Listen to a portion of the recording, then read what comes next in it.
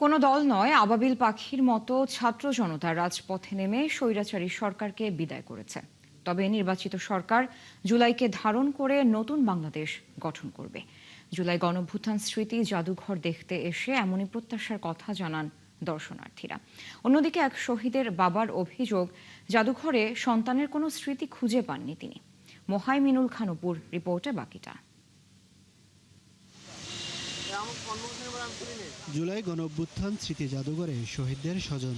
অভ্যুত্থানের সময় মাত্র ২০ বছর বয়সী সজল মারা যান যাত্রাবাড়ি চিটাগাং রোডে। স্মৃতি সংরক্ষণের ঠিকানা এসে ছেলের স্মৃতিচারণ করতে গিয়ে কান্নায় ভেঙে পড়েন মা। আল্লাহর কাছে কাঁদি যে আল্লাহ, তুমি তো সন্তান দিছো, আমি যেই টাইমে বুঝি নাই ওই টাইমে দিছো, আর যে সন্তানের মর্ম বুঝছি তুমি আমার থেকে নিয়ে নিছো।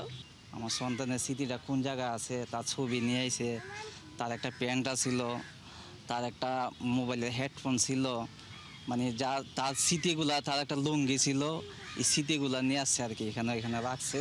তো কোন জায়গায় স্মৃতিগুলা রাখছে এগুলো একটু দেখার জন্য আসছে। আমি এখানে আসছি আমার ভাইয়ের স্মৃতি দেখতে।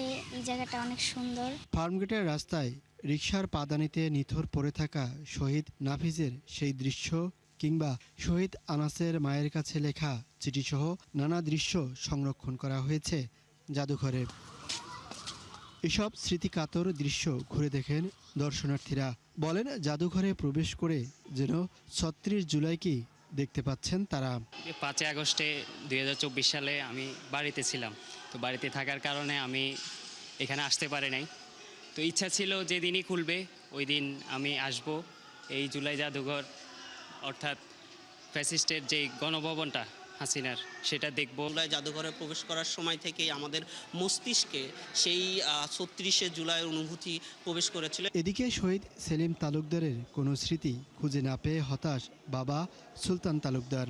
সব স্মৃতিগুলো আমাদের কাছ থেকে নিয়ে আসছে, ঢাকা থেকেও নিয়েছে, আমাদের বাড়ির থেকেও নিয়ে আসছে।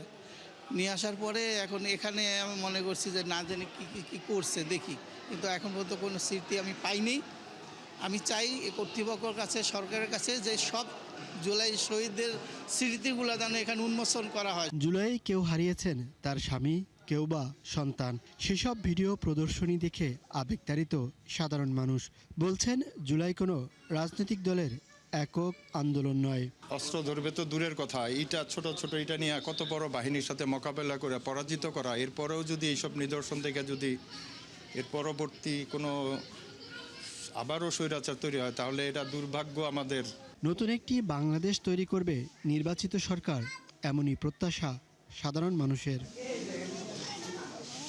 মোহাইমিনুল খানপু, ৭১, ঢাকা।